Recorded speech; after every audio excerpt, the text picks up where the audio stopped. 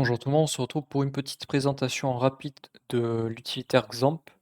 Donc XAMPP, c'est un environnement dans lequel vous allez pouvoir mettre en place un serveur web local. Donc qu'est-ce que ça signifie un serveur web local? Ben, c'est un serveur accessible directement sur votre machine, sur localhost, donc le 127.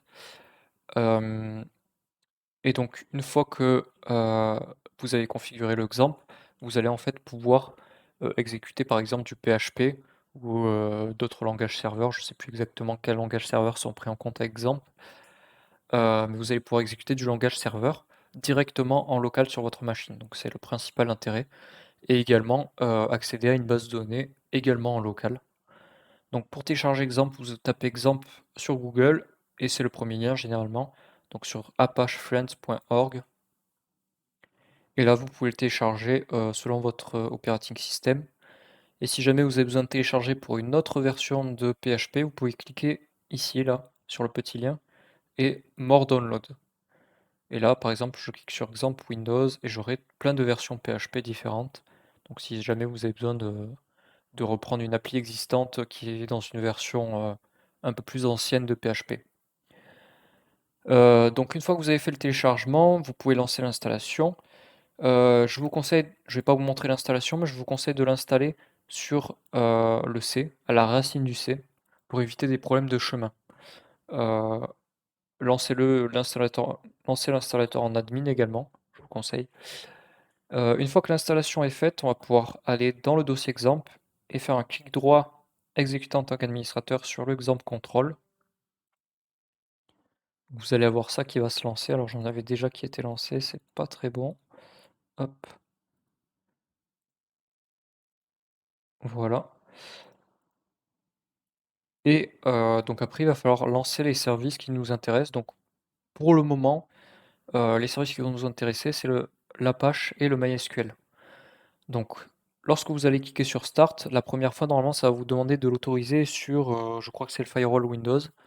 Vous pouvez cocher les cases et accepter. Si vous avez des soucis lorsque vous cliquez sur Start, il peut y avoir plusieurs problèmes. Donc premier problème, c'est que vous n'avez pas lancé, vous n'avez pas fait un clic droit launch exécuté en administrateur. Donc ça c'est simple à résoudre, vous fermez et vous réouvrez en administrateur. Deuxième problème que vous pouvez avoir, c'est des chemins d'accès, des problèmes sur les chemins d'accès. Donc là moi je vous conseille de tout désinstaller et de réinstaller à la racine du C. Troisième problème, des problèmes au niveau du port. Si vous avez une application ou un service qui utilise le port 80, Apache ne va pas se lancer correctement, donc il faut tuer le processus. Et une fois que le processus qui utilise le port 80 sera kill, vous pourrez lancer le Apache. Voilà. Donc après, on lance le MySQL et on va pouvoir du coup accéder à différentes choses. Première chose à laquelle on peut accéder, c'est le PHP Donc pour accéder au PHP vous avez juste à mettre localhost slash php dans la barre d'URL. Vous appuyez sur Entrée. Et donc vous serez connecté automatiquement normalement, en tout cas sur les dernières versions. Si vous n'êtes pas connecté automatiquement, il vous suffit de mettre root en nom d'utilisateur, pas de mot de passe, et vous cliquez sur connexion, ça vous connectera. Donc comme je vous l'ai dit, on est sur l'utilisateur root. Vous le voyez ici, utilisateur root at localhost. Donc on a les droits, en fait, on a les privilèges administrateurs sur le php par défaut. Vous pouvez également créer des utilisateurs. Donc je ne vais pas vous montrer comment on fait parce que on va rester vraiment dans le vague sur PHP parce qu'il y a vraiment énormément de choses à savoir. Je ne vais pas vous faire une présentation de PHP dans cette vidéo-là. Peut-être je ferai une autre vidéo. Donc pour décrire mes PHP en fait, c'est euh, une interface graphique qui permet de manager vos bases de données. Donc vous pouvez créer des nouvelles bases, exécuter des requêtes SQL, faire des imports de bases de données, exporter des bases de données, euh, créer des nouvelles tables, etc. Donc vous pouvez vraiment faire un peu tout ce qui est en rapport avec votre base de données MySQL. Donc là sur la gauche par exemple, vous voyez différentes bases de données MySQL qui existent par défaut. Donc si vous voulez créer une nouvelle base de données, je vous conseille vraiment de ne pas utiliser ces bases de données qui existent, mais d'en créer une nouvelle. Donc je vais pas m'attarder sur PHP-MyAdmin comme je vous l'ai dit. Donc autre chose à laquelle on peut accéder, c'est, le localhost. Donc sur localhost, ça va vous exécuter en fait, votre index.php, donc qui est le fichier par défaut, qui sera chargé lorsque vous accédez au localhost. Donc si je vais, dans XAMPP, htdocs, vous allez retrouver le index.php. Donc là, en fait, dans le navigateur, le localhost se situe à cet endroit-là de l'arborescence, donc dans le C XAMPP htdocs.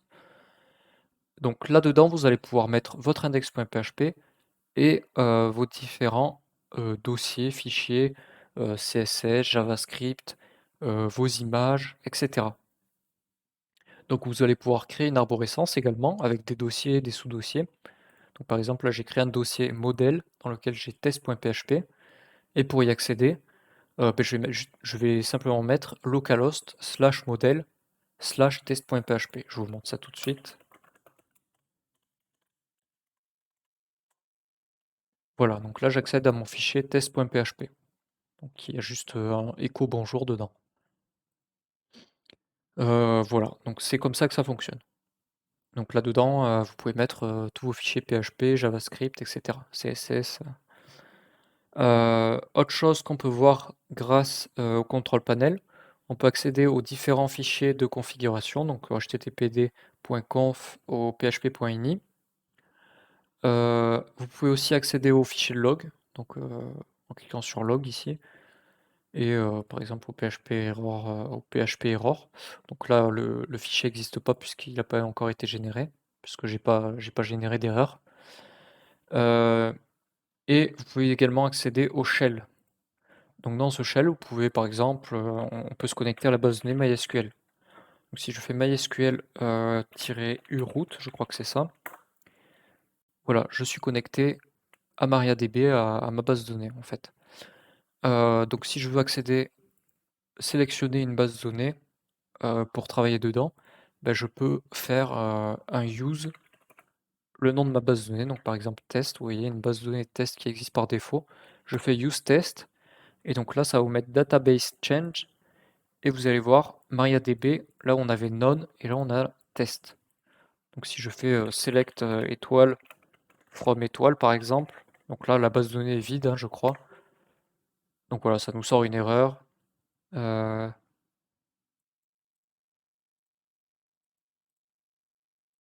parce que from étoile il doit pas aimer.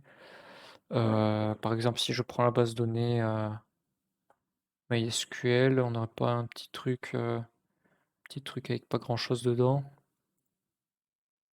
Voilà, DB. Donc si je vais, use MySQL, select étoile from DB, je pense qu'on peut pas mettre from étoile, hein, ça doit pas fonctionner. Ouais, voilà. OK, donc là, voilà, vous pouvez lancer vos requêtes SQL, faire des inserts, et cetera, faire tout ce que vous voulez en invite de commande, donc c'est très pratique. Parce que ça vous permet de tester directement vos requêtes, vos select par exemple, en ligne de commande. Voilà, donc ça c'est le petit tips et pour quitter, je crois que c'est quitte. Voilà. Voilà, on a fini pour cette vidéo, donc c'était une petite vidéo de présentation. Dans les prochains tutos, on sera amené à utiliser, je pense je vous montrerai un peu comment faire, du Ajax, des requêtes asynchrones, et un peu de PHP, on verra. Voilà, c'est tout pour cette vidéo. Sur ce, à plus tout le monde, ciao.